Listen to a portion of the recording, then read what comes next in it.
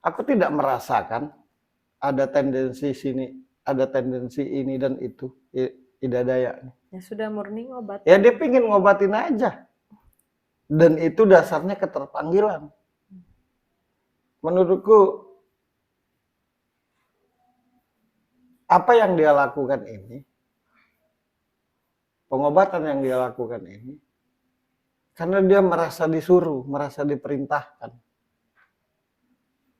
Bukan hanya terpanggil. Secara pribadi dia memang baik. Polos orangnya, tulus. Tapi di luar daripada itu, seperti sebuah tugas yang harus dia lakukan. Itu yang aku rasakan. Seperti sebuah tugas yang harus dia lakukan.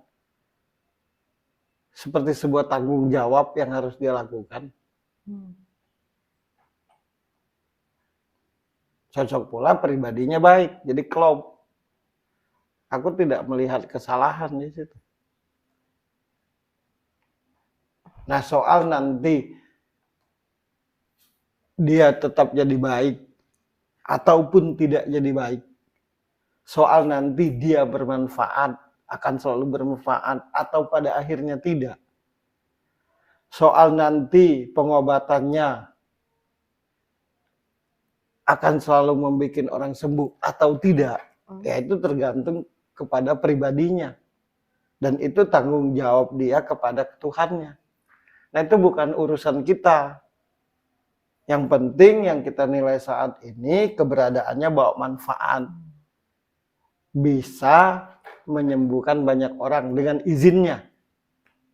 Dengan izin Tuhannya. Nah jadi kalaupun ada perdebatan tentang dia ini aku bingung.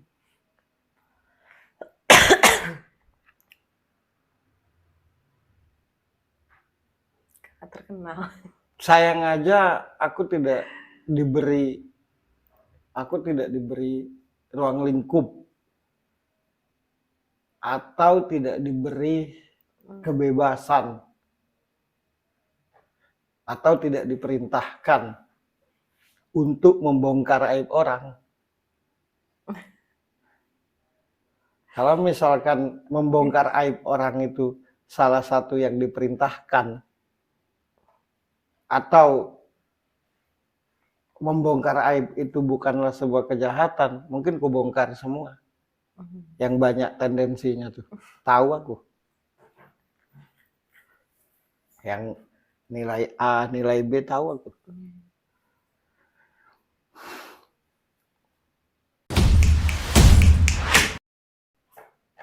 Jadi sekali lagi, Ida Dayak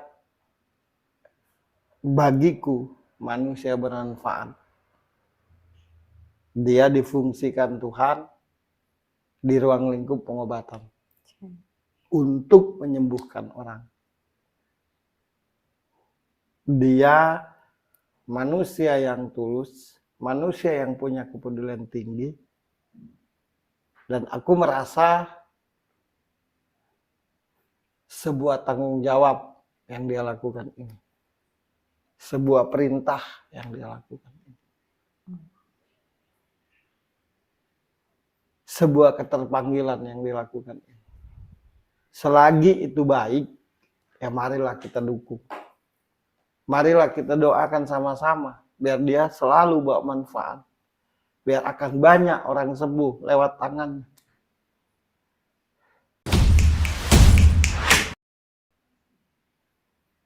Dan aku melihat sekali lagi, ya dia itu perpanjangan tangan Tuhan. Untuk kebaikan kita. Lewat pengobatannya. Ada perpanjangan tangan lewat dakwah. Ada perpanjangan tangan Tuhan lewat kepemimpinan. Ada perpanjangan Tuhan lewat kekayaan.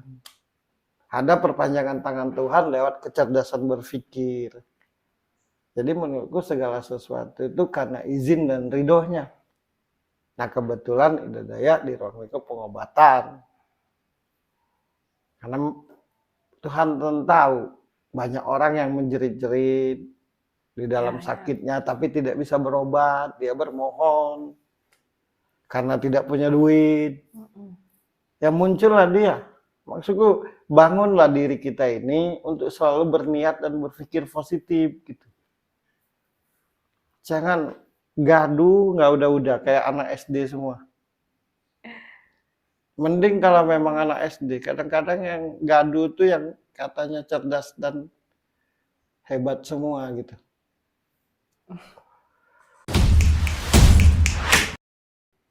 Dia juga orang yang sebelum diakhiri, orang yang tidak mau terikat menurut.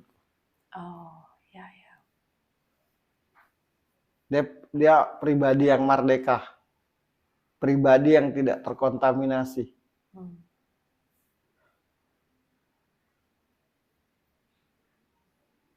Tuhan titipkan pengobatan lewat dia, hanya untuk mengobati.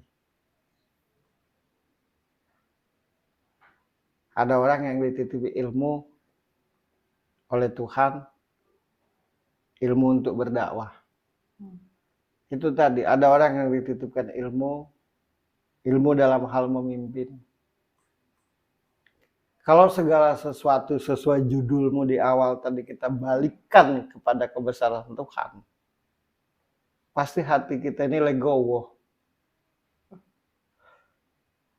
Kadang-kadang kita ini mengingkari kata-kata kita sendiri.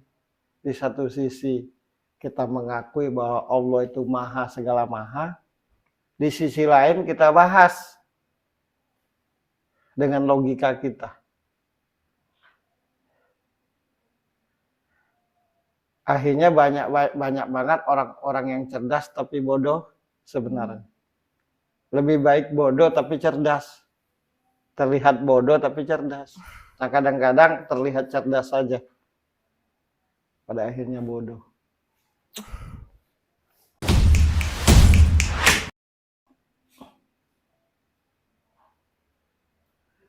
Dia aja menurutku bingung.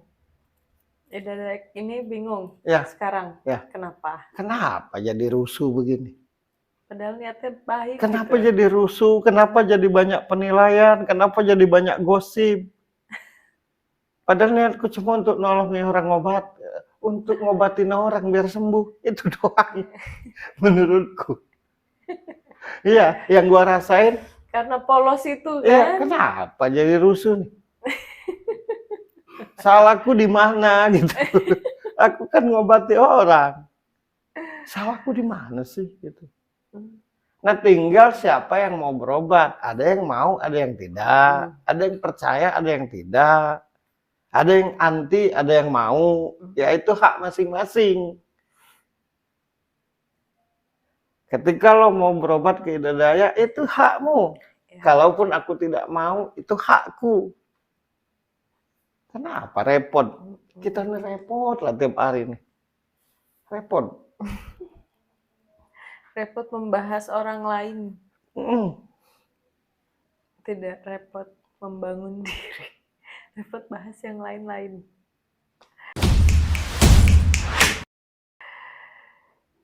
Itu aja yang bisa aku sampaikan. Kalaupun aku mau nyampaikan pesan buat Hidayah.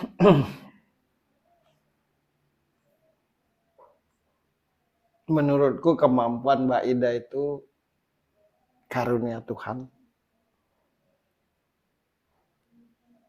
Intinya. Tapi kalau secara manusiawinya, kemampuan Mbak Ida itu kemampuan yang turun-menurun. Menurutku apa yang dilakukan Mbak Ida itu dasarnya keterpanggilan hati atau sebuah tugas.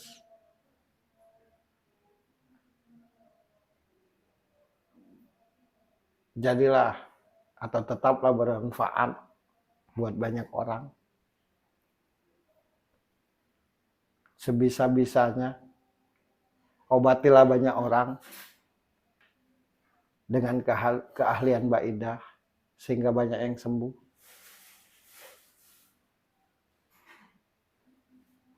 Kalaupun ada yang nilai ini dan itu, dari dulu sampai detik ini penonton itu lebih repot daripada pemain. Dan itu adalah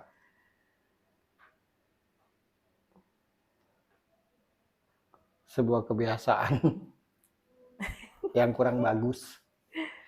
Tapi tetap aja tambah banyak. Menurutku Mbak Ida pribadi yang rendah hati. Menurutku Mbak Ida Dayak pribadi yang bersahaja, pribadi yang polos. Yang aku rasakan, menurutku Mbak Ida hanya ingin mengobati orang dengan keahlian yang ada. Tetaplah seperti itu. Sehat selalu buat Mbak Ida. Dimanapun berada selalu dilindungi. Amin. Dan tetaplah ingat Tuhan dimanapun Mbak Ida berada. Sekali lagi, bawa manfaatlah selalu. Atau lebih luasnya lagi, jadi rahmatlah buat alam ini beserta isinya. Amin ya Rabbal Alamin. Itu aja. Suka atau tidak, setuju atau tidak, mengerti atau tidak, semua tergantung sudut pandang. Saya Birky Putri dan Verko Boy. Sampai ketemu lagi di tema kita selanjutnya. Bye!